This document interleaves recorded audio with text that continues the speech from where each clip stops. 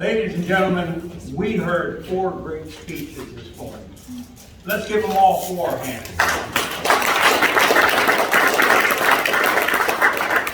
One of the things that I have found over my 41 years with this club is that 4 great speeches portend 4 great evaluations. So let's get on with it and find out just exactly what you actually did here. Help me welcome our first evaluator, Sean Essler.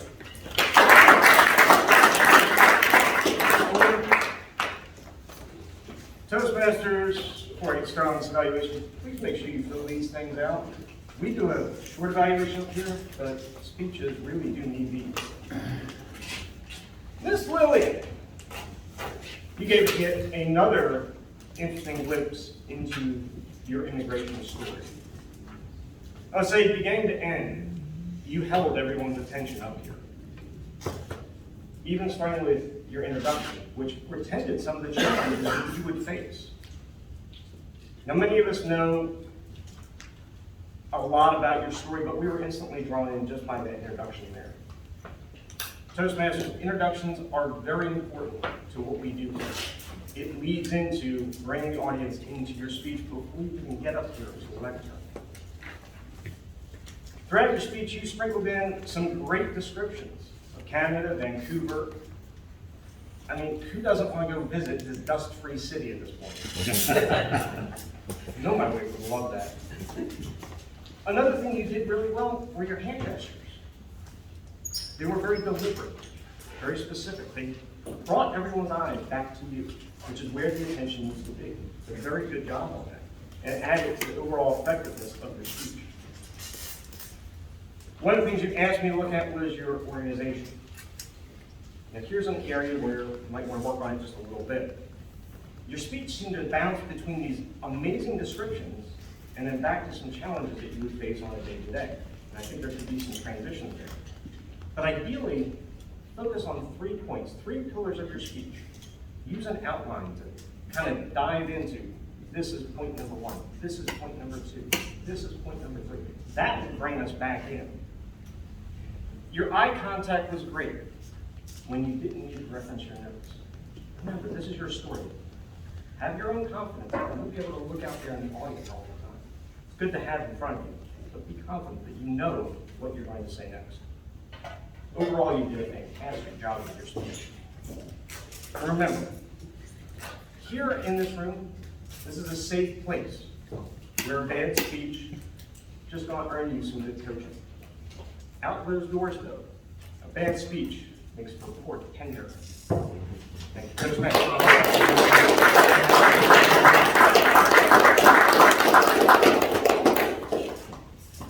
And we should remember, she stepped in at the last moment. And that's always. The second evaluator to evaluate Mark Shear is J.T. Booth. Help me welcome J.T.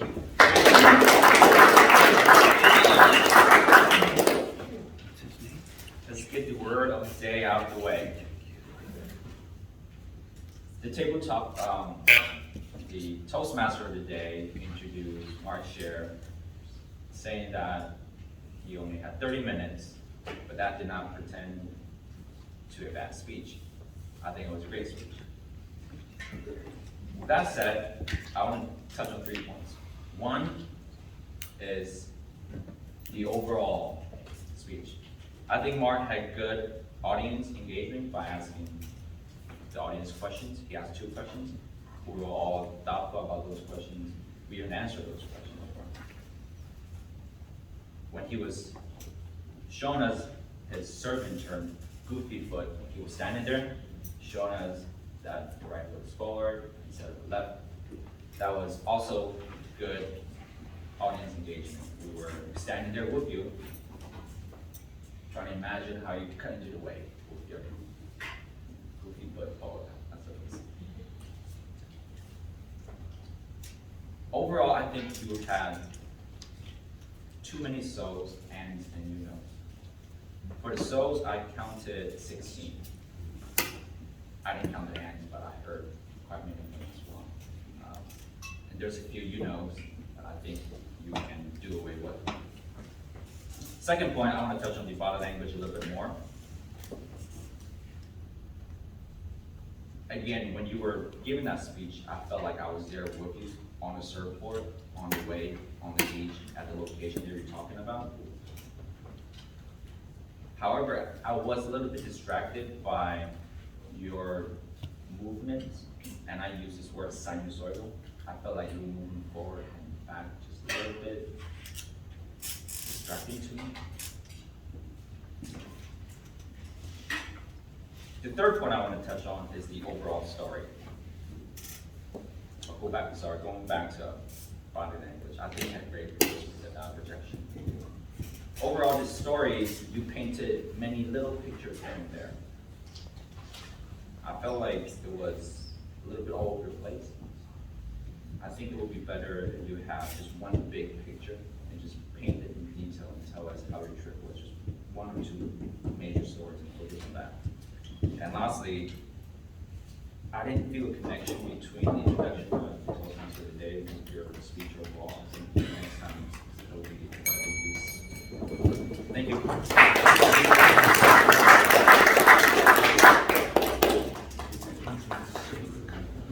I think our third speaker was the czar. And the czar is going to be evaluated by Nate Bowe. And I know Nate always does a great job, so let's just look for another one and put that pressure on him. Thank you, Toastmasters.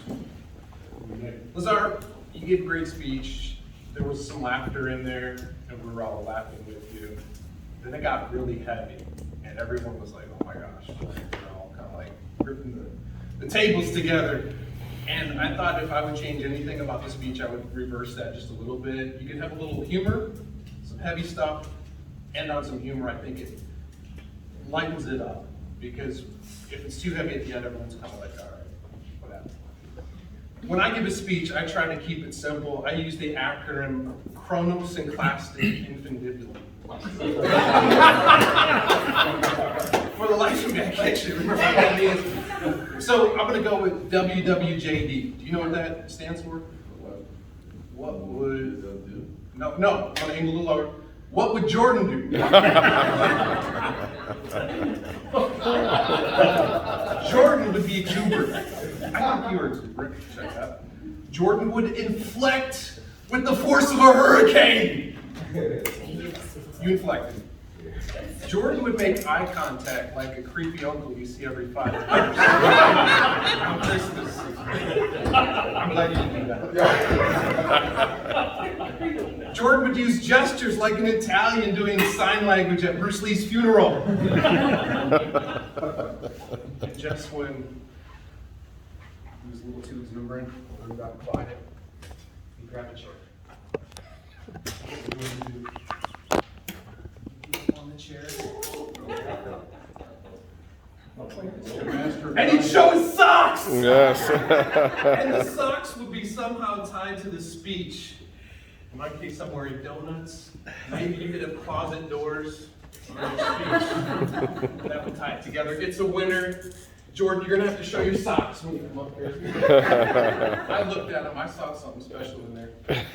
Lazar, you gave a great speech. I felt that you still accomplished what you wanted to, and that was getting the audience attention. You definitely have that. The best part is you made us laugh, and that's something the world could definitely use a little bit more. So thank you.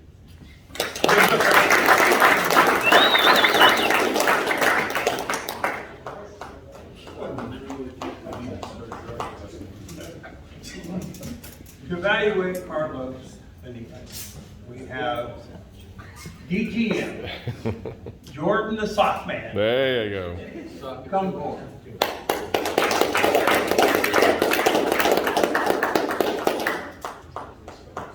It looks like I already gave an evaluation. So this was a great speech. I loved it.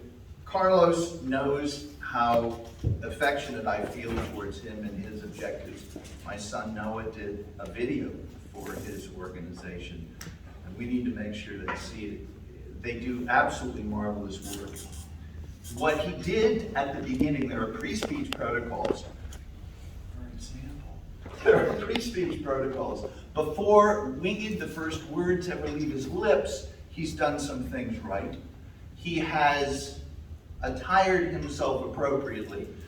You always convey your respect for the audience by dressing up to the occasion, and you never squander a single opportunity to build a bridge with the audience. So he did that well. He had a good introduction. We knew what his speech was about. We knew his qualifications to give it. We heard about his ministry. He had humor. His first mentor was Tim Rickey. Tim's actual name is Jin Rickey.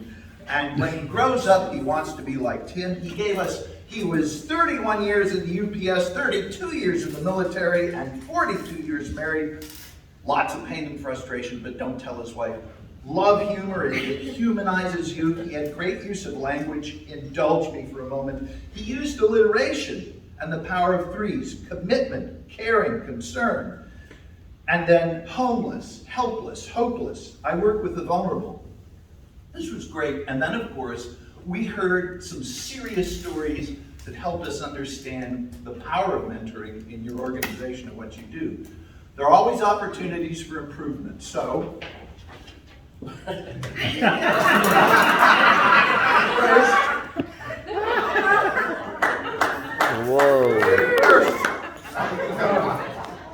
tell us in your introduction how we can help you. 3 things that the audience can look for to fill out on those slips. Next, you started with a red light already. Buenos dias. I don't even know what to do. I think I'll just keep going anyway. The award, Volunteer of the Year. Hold it up. Get us excited about the award. When some folks' speech it does portend, the audience praise, please let it end. But be we teacher, cook, inventor, folks loved your speech about being a mentor.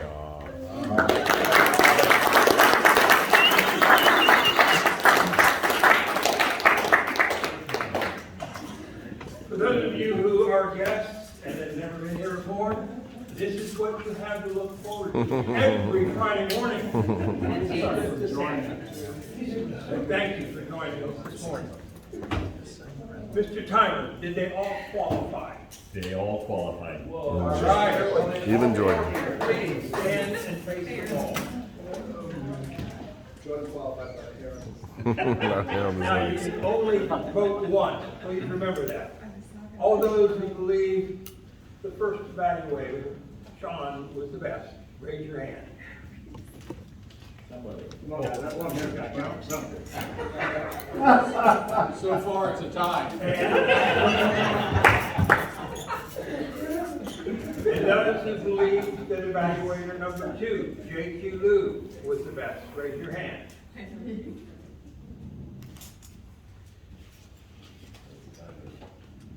And put your hands down. Those who believe that Nate Lowe, evaluator number 3, was the best.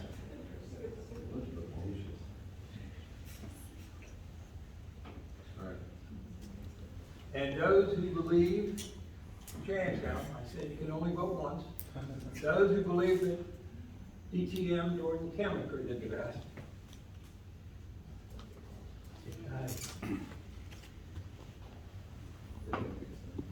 All right, well, all the evaluators, please sit down except for Nate Lowe. Hey.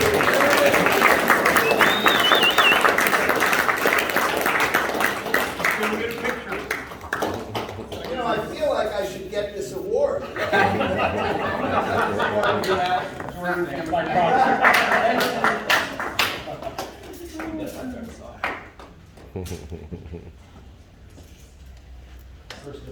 All right, Nate.